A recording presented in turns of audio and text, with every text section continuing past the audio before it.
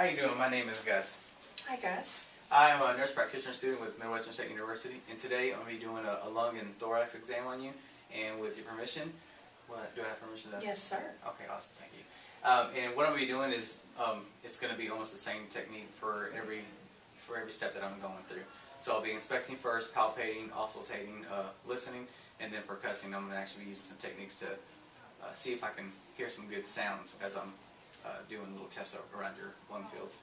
Anyways, so first off, I want to begin by just looking, inspecting first, like I said, and I'm just checking for chest expansion, see if it's symmetrical just by looking, and then looking at the rate and the rhythm of your breathing, and if there's any increased effort, if you're using any intercostal muscles or accessory muscles to breathe, but it doesn't look like that's apparent right now, so that looks good.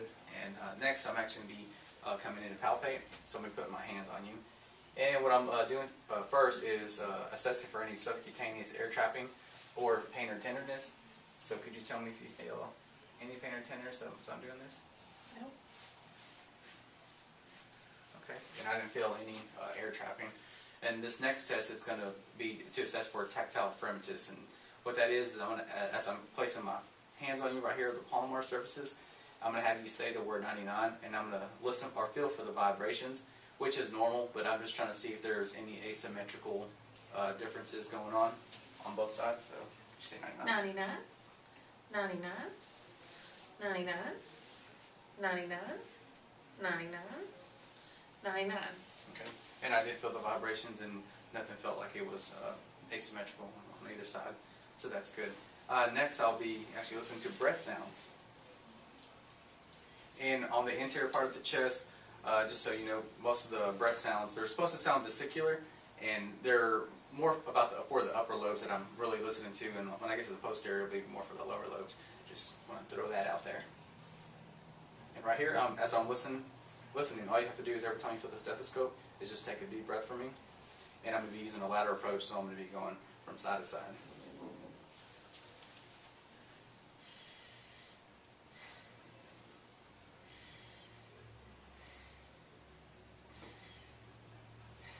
Ladder approach will be coming this way.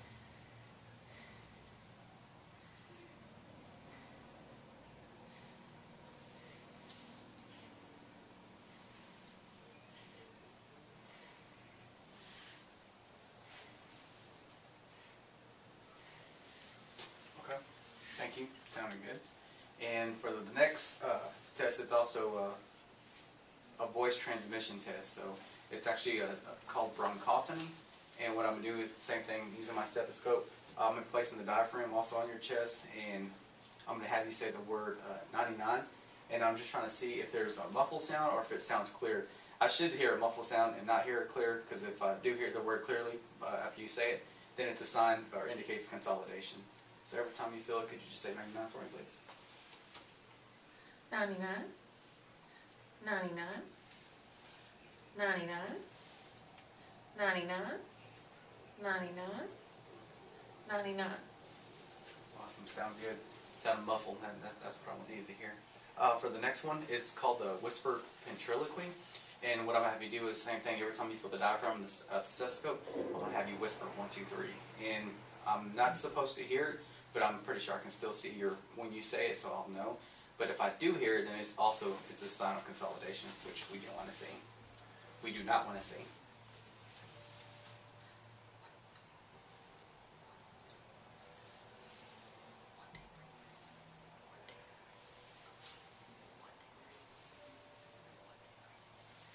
Awesome, sounds good. I seen you talking, but I couldn't hear anything. For the last one, it's called egophony, and almost the same concept. Using this stethoscope, having the diaphragm on your chest wall, but this I'm going to have you say E. And what I'm listening for is if I hear a difference, if I hear you say E, which I'm supposed to hear, or if I hear A, which is also, if I hear the A, it's a sign of consolidation. E, E, E, E, E, E. Awesome, sounds good. I heard the E, so that sounds good. The anterior part it looks good. So now I'm just going to ask you to please turn the exam to that side, and now I'm going to be testing the posterior now. So as I'm looking at the posterior, I'm obviously inspecting first, and I'm looking for lung expansion, looking at the rate, rhythm, any increased effort, any use of intercostal muscles or accessory muscles, which does not seem to be the case with you. And next, I'm actually going to be palpating. So, lung expansion, that's good. Palpating. So what I'm going to do is I'm going to palpate over your back, around your posterior thorax, and you just tell me if you feel any pain or tenderness. Nowhere around here? No, sir. Okay. All right, next, same thing as I did on the anterior part, I'm going to be assessing for tactile firmness. So every time you feel my palm or surface, my hand on you, just say 99 for me, please. 99, 99, 99, 99, 99, 99. Okay. I did feel the vibrations, and nothing felt asymmetrical, so symmetry was good on both sides. Next, I'm going to be looking for, got the tactile firmness, and we're looking for lung expansion. So I'm going to be putting my hands on you, and I'm just going to check the rise and fall. So what I'm going to do is I'm going to come in, and my hands are going to come in and hang out laterally around the 10th rib, while my thumbs come in more towards the spine, and then I'm going to push in medially. So I'm going to ask you to go ahead and breathe normally, and now breathe out. Okay, and then I'm going to squeeze in just a little bit, pushing my thumbs medially towards the spine, then take a deep breath, and okay. And it looks symmetrical, thank you. It was symmetrical. I just had you, as you were breathing out or in, my hands actually rose with your respiration. So and when it came back down, it was symmetrical, so it looks good. Okay, and next I'm going to be listening. I'll be auscultating. And again, for the posterior part of this exam, when I look at the back of the posterior part of the chest, or the thorax, it's more towards the lower lobes that I'm going to be listening for the breath sounds, and they should sound vesicular as well. For this part, though, when I'm listening to the lungs, I'm going to ask you to please cross your arms like hands for opposite shoulder. Yes, ma'am. And I'm going to be listening. And every time you feel the diaphragm and the stethoscope, could you take a deep breath for me, please? And I'm going to be sure to stay away from the scapula.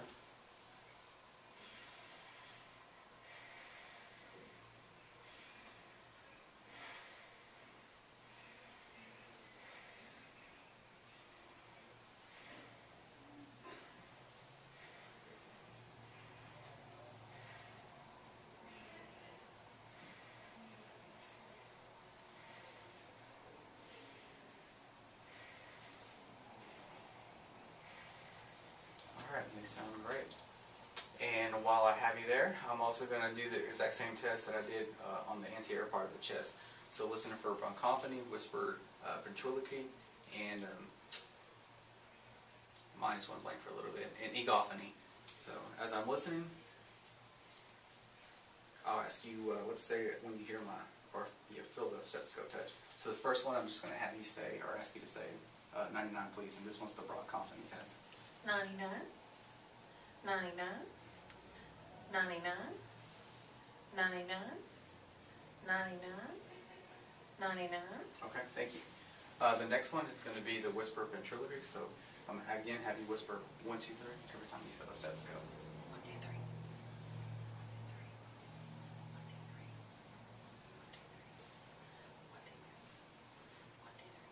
3. Okay, and for the last one, say E, please. E, E, E, E, E, E. Okay. So for the bronchophony test, I did hear the muffled. For the whisper ventriloquy, I did not hear anything during auscultation. And for the egophony, I did hear the E. And for the last part, breath sounds. Did you listen to breath sounds already? I sure did. And as I was listening to breath sounds, I didn't hear any adventitious breath sounds, which are abnormal sounds, such as rhonchi, crackles, or wheezes. Everything sounded, I heard vesicular breath sounds. And for the last part of the exam, I'm actually going to do some percussion and one last test, which is called to assess for your diaphragmatic excursion.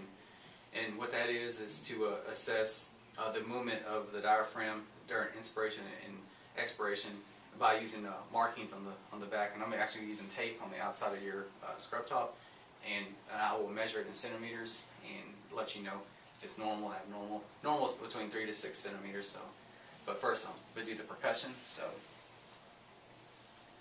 coming in and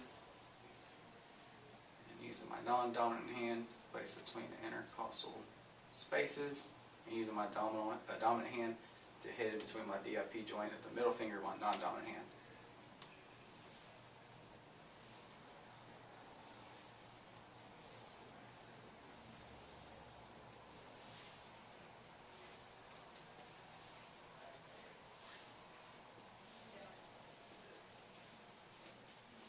And I went down, I should use the ladder approach, but just throwing that out there also. I am aware, but I went the other way with it. Okay, and now I'm going to be assessing for the diaphragmatic excursion. So what I'm going to do is, I'm going to be doing the same thing. I'm going to be percussing, but I'm going to have you inhale first and hold your breath, and we'll do it on my go. And then I'm going to mark, and I have my tapes ready over here, and I'm going to be going from top to bottom, going from a resonant sound to the dullness sound. And go ahead and take a deep breath.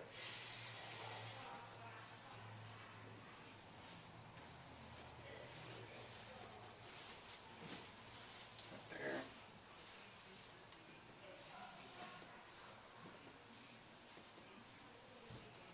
Okay, go ahead and breathe out.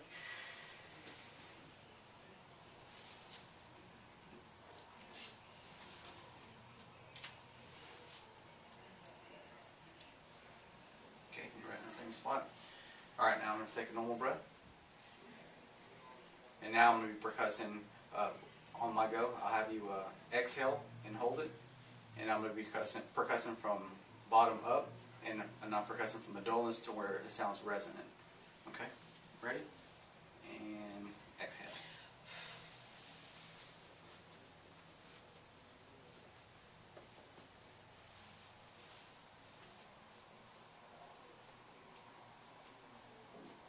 Okay, go ahead and breathe.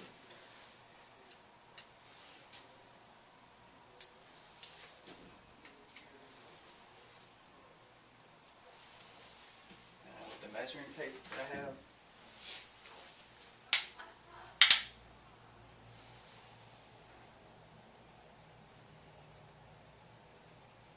it's at 4.5 centimeters, and on the left side it's like 4.25.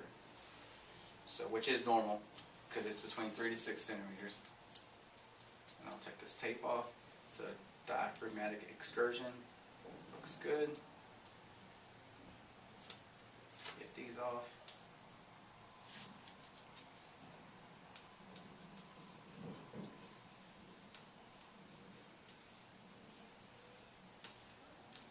If I can get it off.